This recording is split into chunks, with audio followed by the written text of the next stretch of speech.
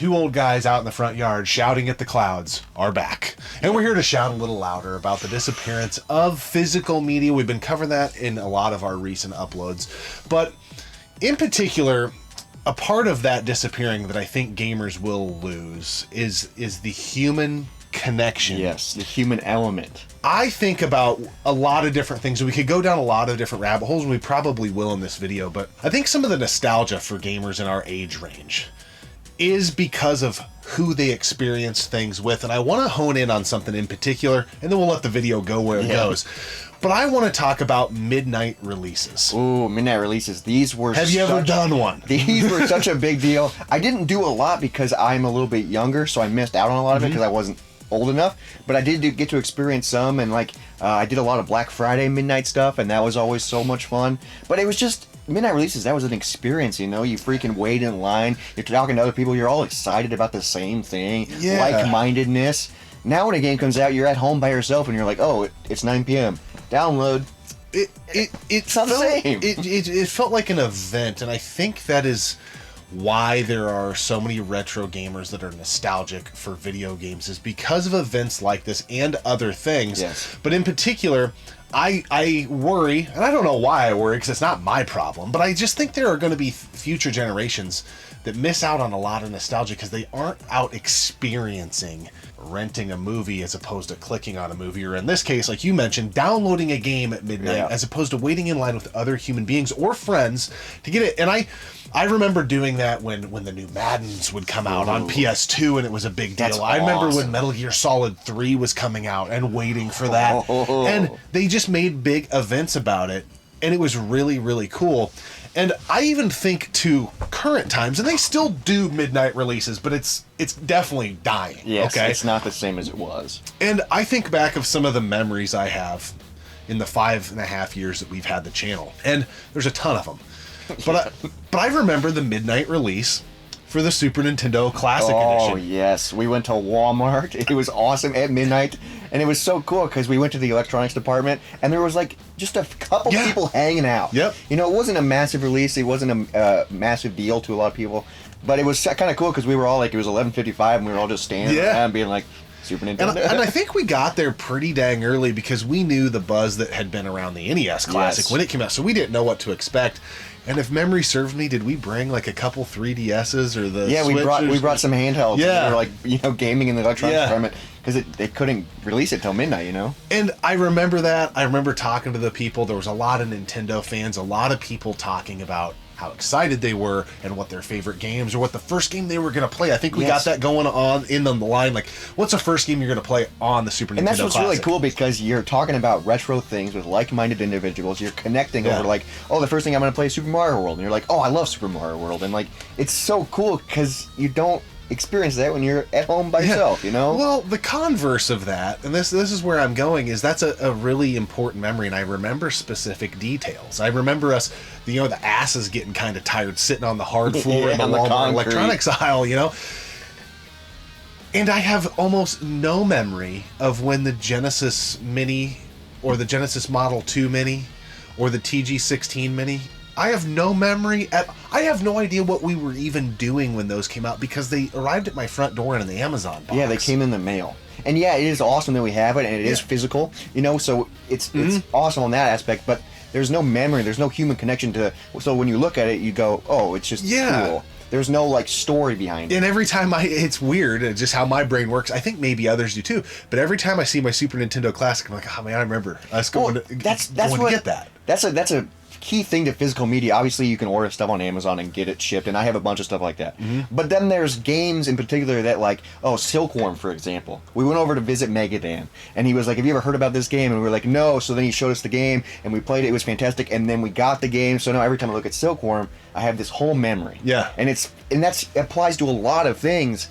So we're losing that aspect too when we lose physical media. We're losing all this just memories and nostalgia, and it really cements things when you experience that kind of stuff. Well, I bet you, like, recently, speaking for you here, I don't know, but I that's how my mind works. I bet you will remember your recent Kansas City trip when you went to see Tenacious D. Yep. I bet you will remember it better and longer because of the vinyls at the little record shops. Because every time you see those, you're going to relive the memory of the trip. I'm like, oh yeah, I remember stopping in at this record shop, browsing for an hour. I remember talking to the clerks. They recommended albums, and then I'll remember the whole weekend just by putting on one album, one record. Yeah. And that's awesome. I have a lot of records that I got on Amazon that it's just like, oh cool, it showed up in my door. But every time I pull out this specific album, I'm like, oh, Kansas City, dude. That's awesome. Yeah, and I think kind of the overarching, we're talking, midnight releases, physical media, blah, blah, blah. But I really think what makes us remember things is doing things or making events with other people. It's the connection. I bet you remember a lot more playing 4-player GoldenEye with friends on an N64 than you do when you beat the campaign by yourself. Yeah.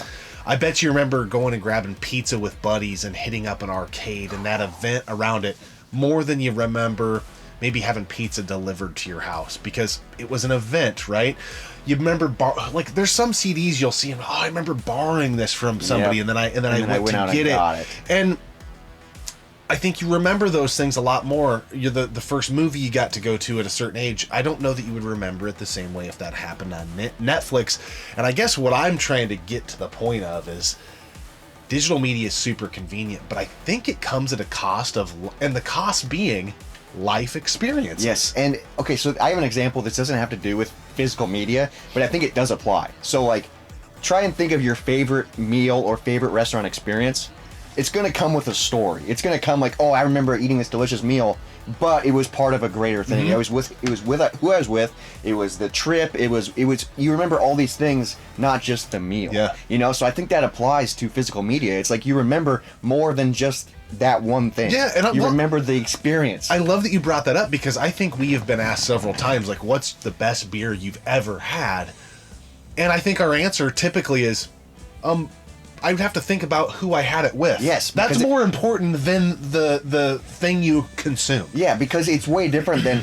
I mean, I can eat a meal by myself and be like, oh, that was amazing. But I probably will forget about it if I, because I didn't share the experience. But like, if I went to freaking Seattle and had creme brulee and that was awesome. Yeah. I'll never forget that. And stumbled into an Italian restaurant that we had no idea. It was in a weird part of town. It was awesome. It was a small Italian we were starving Marvin. Creme brulee, and it was like, oh my God, it was so amazing, but then the experience made it taste even better, and then I'll never forget, Yeah. It's those human elements, those human experiments. Oh yeah,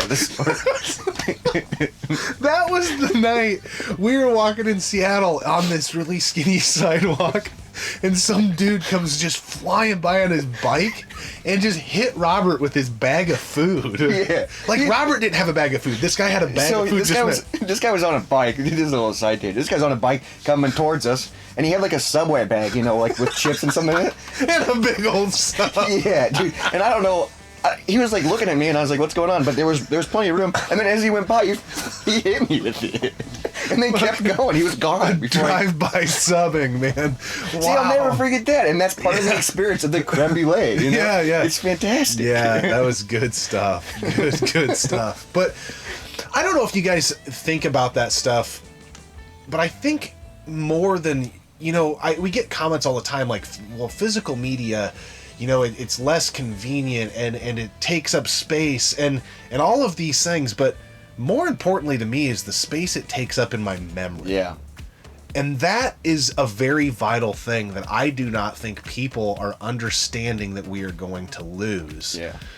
I bet it's gonna be one of those things that's gonna be gone, and we're gonna be like, "Oh, fuck! I didn't even think about that." If you're married, you have a girlfriend, you have kids, I guarantee you somewhere down the line, and it's not video games I'm going to mention, but it's in the same space. You're going to remember the times you went to the movies more than you are when you sat down on the couch after work and scrolled through Netflix and watched something. Yep. It's the experience. It's the, we remember going to Blockbuster and renting things. And yes, guilty as charged. I haven't rented a freaking movie from one of those places, but I do remember the experiences. Yes. And the digital world doesn't give us that. Convenience comes at a cost. It's robbing you of awesome human bonding experiences and potential things happening, getting hit in the face with a bag of food, inside jokes, you know. Because when you go out to the theater with somebody, you know, you're like, oh, let's get popcorn, and then you're talking. It's just, you make an event out of things. I feel like nowadays there's not events anymore. A new game comes out, we're excited, but it's not an event. We're like, oh, let's play it, let's move on. But if you make an event out of it and you get people together and you order pizza and like play it together, you're gonna remember it as an event and you'll remember the game. So every time you play that game, you'll never forget it. It's little, but I think that's so important. It's very, very important, and it can't be understated. I remember events from my childhood that weren't even like events, but they brought people together. They were like unifiers, you know. There was like Wii Bowling, Rock Band, Guitar Hero. I mean, I love those games, but they're not like all-time classics. But they were games that brought people together, and it created memories. And they became events. Like, yeah, it was fantastic. Like, you remember those times that Grandma's playing Wii Bowling? That's an event. Yeah. It's not a release. It's not like anything like major, but they stick out in your freaking mind, and it's powerful stuff. I just remember like the whole neighborhood coming together and playing. It was just, those are things that are gonna disappear. You know, it's gonna suck. I think there will be eventually a generation of people that don't have those kind of experiences. Maybe they'll make them other ways, but in this particular instance, with physical media falling or dying off, so do events. Like midnight releases, which is where we started this video, and then we started talking about getting beat with Subway sandwiches. But what do you guys think? Will you miss the human connection? And do you think physical media is a portion or can be a conduit to the human connection, the human element? I think it has, just going off of our own stories and nostalgia. Dude, there's so many things. If we were to go around this game room, I'd be like, oh, I remember that. There's a story behind that. There's a story behind that. There's a story behind that. And that's so cool because I might forget about it until I see that physical item and be like, oh, it reignites that memory. So it's really cool. It helps because I have a terrible memory. So that helps me remember. Do you think if you've turned on your PS4 and scrolled through the games that you have on there, you would have any memories triggered by those? No, because I'm at home alone, you know, just playing PS4. I mean, it's in the moment, it's fun and it's convenient, and I do it all the time. But yeah, I'm not gonna in 20 years remember that night where I was like, oh, I'm gonna play Minecraft. I'm not gonna remember that. You play Minecraft? Well, I do sometimes. It's pretty fun. Fair enough, guys. We appreciate you tuning in. Subscribe to the channel. Tell us your stories in the comment section below of a memory you have that the conduit to that memory was physical media. We would love to hear from you. Appreciate you watching. We'll see you next time right here on the one and only Gaming Off the Grid.